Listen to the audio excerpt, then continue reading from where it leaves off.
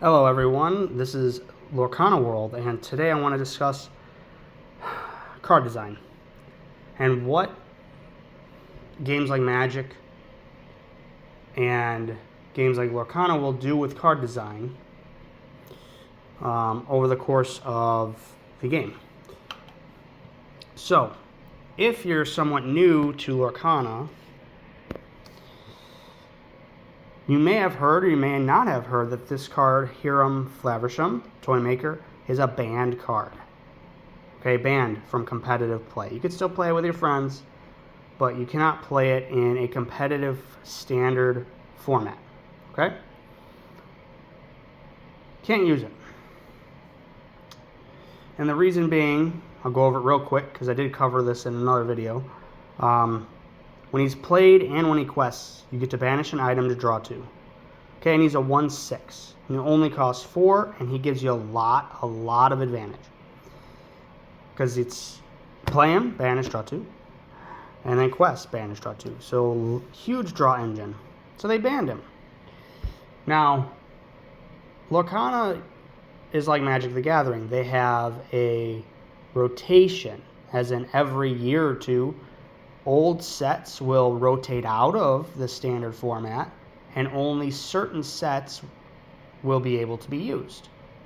So for instance, when set 9 comes out, we're on set 8 now, when set 9 comes out is the first rotation. Sets 1 through 4 are illegal. You cannot use them. Now he's only set 2, so he would have been out. This card was so strong they felt they needed to remove him from competitive play. Ruby, Sapphire, Steel, Sapphire were dominating the meta. So that's what they felt. They had to do it. And I agree with them because he's very strong. Okay, if he was, say, a 1/2 or a 1/3, and he only was usable when he was played, or only usable when he quests, then maybe. But he's too strong. But don't lose hope, because even though this card is banned and will be rotated out, games like Lorcana and Magic have a way of bringing similar effects forward, but different. So they'll take cards that are too strong, and they'll make weaker variations, and they'll take cards that are weaker and weren't really played during the format and make them stronger. So something like this card, guess what? We already have in set 7 and set 8 2 replacements. When this quests, you may banish an item to draw a card. Well, he's a 1/2 for 1, so he could get taken out very easily, and you only get to draw 1. So you quest 1, draw 1. Okay, cheaper version of this, not as strong. Much easier to take care of. The second one is you have to tap it to banish one of your items to draw 1 card. So you could either go with the cheaper one that costs 1, right? But it has to survive. That 2, right, makes it targetable by a few songs, especially Steel Song. So they'll remove it right off the bat so you don't get your draw. Or you wait 2 more turns, unless you ramp maybe 1 more turn, to banish one of your items and draw a card. Thing is, you have to let this ink, this has to dry. So you can't just play it and, nope, you have to play it, wait a turn, then do it. As you see, they're both commons, meaning they're easy to get, and they're not nearly as strong. Okay, I wouldn't even play either one of them probably. Maybe him, maybe. But there's going to be better stuff, hopefully. So he's out for these weaker cards. So I just wanted to cover that real quick. Just because one of your cards, say your favorite cards or favorite decks, ends up being removed from the format, if you want to play the standard format or whatever they call it, with rotation, doesn't mean your deck is completely dead or shattered. It means there's going to be replacements that are weaker, or if your deck wasn't meta, you may get a bump. You may get some good stuff to make your deck compete in the next format. So you as a player have to be willing to change, like, ooh, well, maybe 25% of my deck is gone, but I could fix it with new stuff. Okay, that's the point of living in a rotated format, is that ability to change. And believe me, when you play long enough in a game like Magic, or if you play Yu-Gi-Oh, the cards you love, they come back.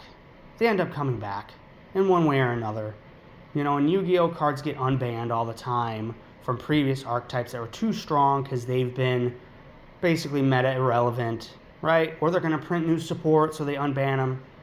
In Magic, they just, well, you know, it's rotation time. We're going to bring back some stuff from 4 years ago, and we're just going to tinker with the stats and tinker with the cost, and it's basically the same card.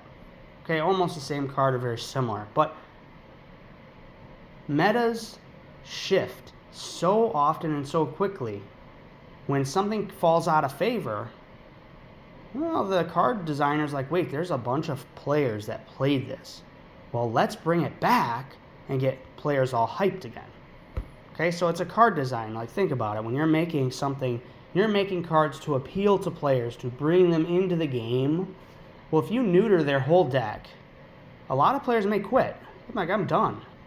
Some players may take a break.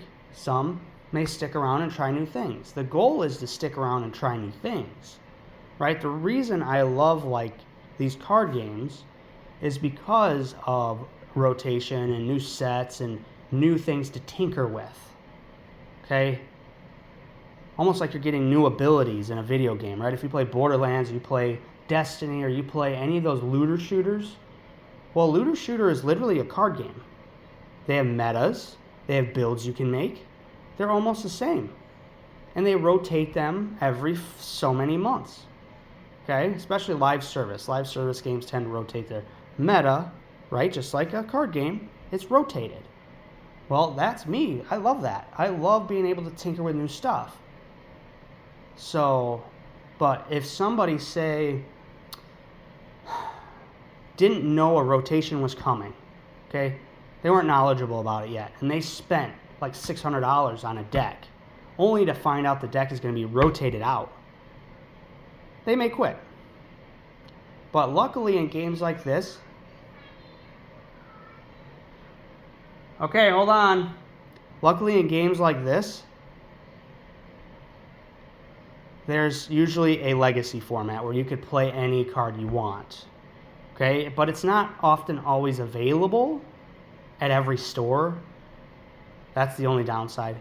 So, but if you want to play in a more competitive format, standard, which is usually the most prizes, the most players, you got to be able to tinker with new decks. That's why I build like 4 or 5 decks, maybe more. Because then if this deck falls out of favor, then maybe the other one will get support. So just have a few ideas in mind for if you're building decks, build like 4 or 5. Even if they're not competitive. Even if they're just for fun. Because they may be competitive one day. Thank you guys for watching. Please subscribe.